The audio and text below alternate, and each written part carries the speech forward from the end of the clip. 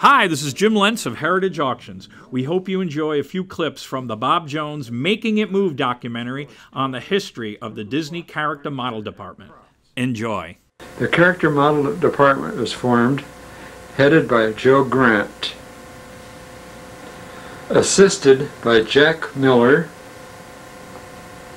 and me. This department quickly grew to more than 10 talented artists, including Campbell Grant, Martin Provenson, Johnny Walbridge, and Dunn Roman. Later, we added Albert Herder from Switzerland, Gustav Tengren from Sweden, and Kai Nielsen from Denmark. It was really a talented bunch of guys. The design of most characters was straightforward. Pinocchio was a different story, however. It took about 18 months and 12 people working intermittently to come up with a final model. This is what was given to the story department in 1937. In early 1938, I made a stab at the character by building this puppet. It is now in the Walt Disney Archives. Note the paddle-shaped hands in this revised model. By this time, the character of Geppetto was finalized and he needed a 3-foot puppet to work with him in the live-action sequences. I made the second marionette and manipulated it with Geppetto during the live action. Geppetto was played by the actor Christian Rube. We thought we had the character nailed down with this revision, so animation was started. Notice how the gloved hands obsoleted his paddle hands.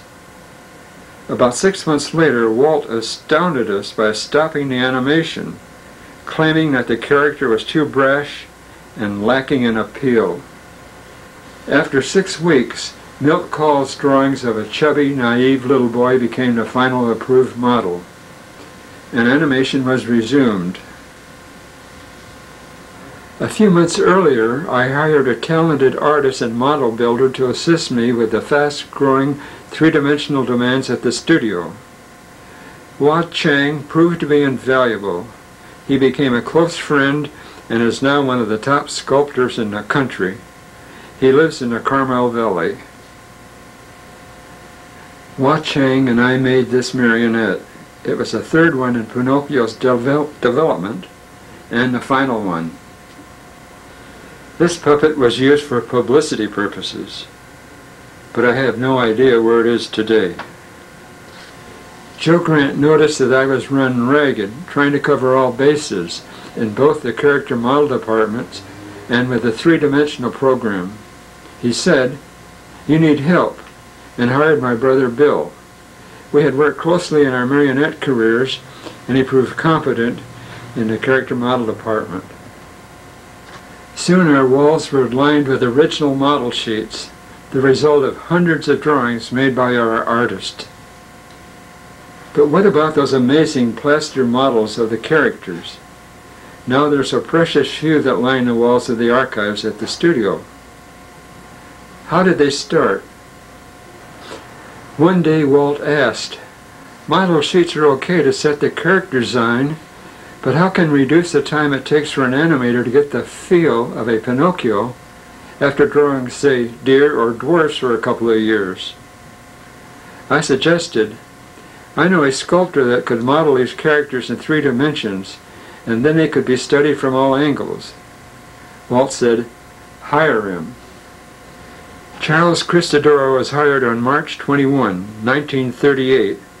His first subject was a model of Geppetto sitting on a tool chest. I'll never forget the day it was finished. Joe Grant and I were studying the figure when Walt walked in.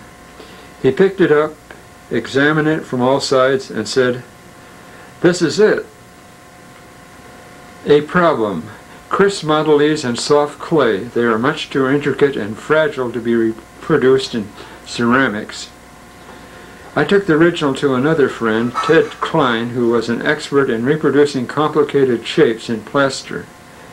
This was before plastics, and his mold material could only reproduce about 15 of these in plaster before breaking down.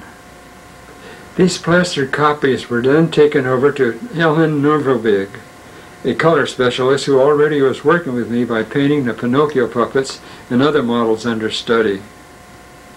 Initially, she painted these by herself, but after we hired 2 more sculptors, she eventually had several girls helping her. To me, Helen was an unsung, talented artist at the studio. One day she came up with a brilliant idea and made the very first cell setup, showed it to Walt, who later showed it to a Cavassier art dealer. Soon she had 20 girls working for her in the cell setup program for Cavassier galleries, and now some of these sell in the thousands of dollars. This lady that started it all is now married to an excellent artist, Robert McIntosh, a former Disney employee. Here are a few more models. Stromboli the Puppet Master, Jiminy Cricket and the Coachman, Captain Hook,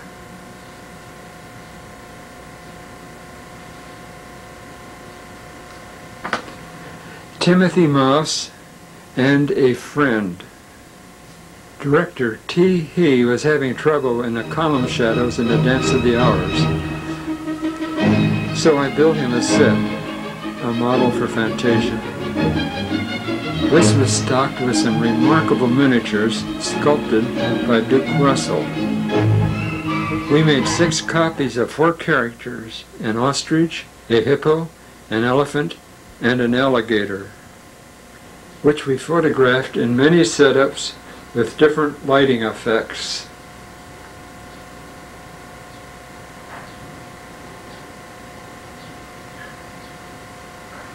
But Ken Anderson really got the ball rolling for models when he asked for help on the gypsy wagons in Pinocchio. It's almost impossible to animate inanimate objects in motion, he explained. An animated wagon would look ludicrous, somewhat like a bowl of jello in motion. So I built the gypsy wagon models with spring suspensions, loaded them down with lead, and built a bumpy road and a treadmill. With these we ran some tests that looked promising. The only thing wrong was that this pre-shot live action had to be reduced to 2 dimensions, and the animation, yet to be drawn, had to be registered to it. And the wagons had to look like the cartoon medium instead of photographs. Between Ken and me, we worked out techniques that fit the bill. It was expensive but effective. In Pinocchio we used them for the gypsy wagons, the swinging birdcage for long shots, and for close-ups, and the stagecoach. This model is on display at Disneyland. But this is how it looked in action. In Fantasia we use the same techniques for volcanoes, earthquakes, ghosts, and snowflakes. Here is an earthquake in action, shot by a high-speed camera at 200 frames a second. Now let's go back to the wagons. Art director Charlie Philippi is checking the angle of the road prop before we shoot this footage. Let's look at it. To me, it's one of the most effective scenes in Pinocchio, and this will be followed by several others of the wagons, stagecoach, and birdcage. Bambi gave us 2 problems. First, a deer is a complex animal. To be effective, it has to be drawn accurately and realistically, quite unlike the other cartoon characters that allow squash and stretch in their animation. Also, the animators had to be taught the physical limitations of a deer's skeleton and how far it could move in any direction. My friend Hua Chang and I designed and built 4 of these stop-motion figures. They could be posed in any position possible for a deer's skeleton and yet stay within its limitations. These were a great help to the animators. The second problem was tougher. This was before computers. How could we hold the solidity of the antlers of a 12-point stag when he walks or turns his head? Again, we have inanimate objects in motion. Here's a preliminary three-dimensional study used for the antler problem.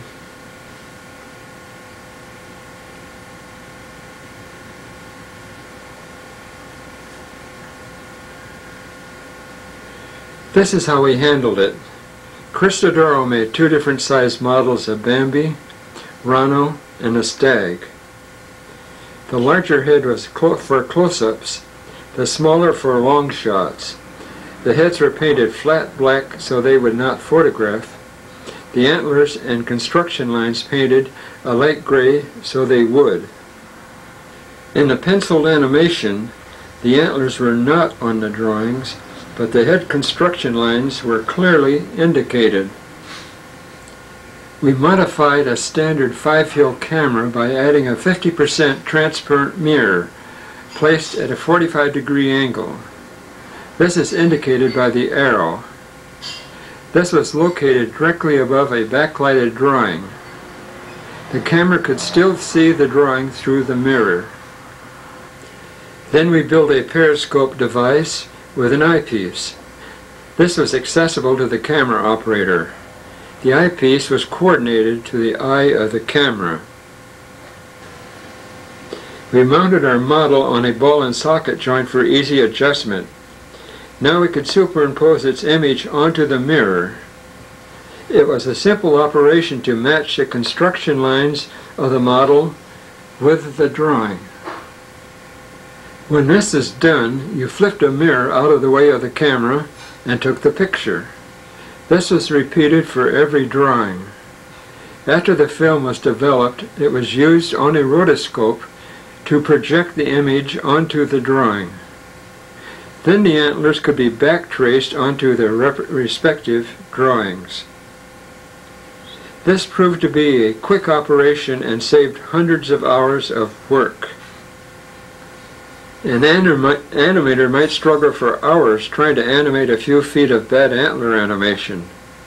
But Wilbur Street, shown here, could bang out about 100 feet a day of good footage.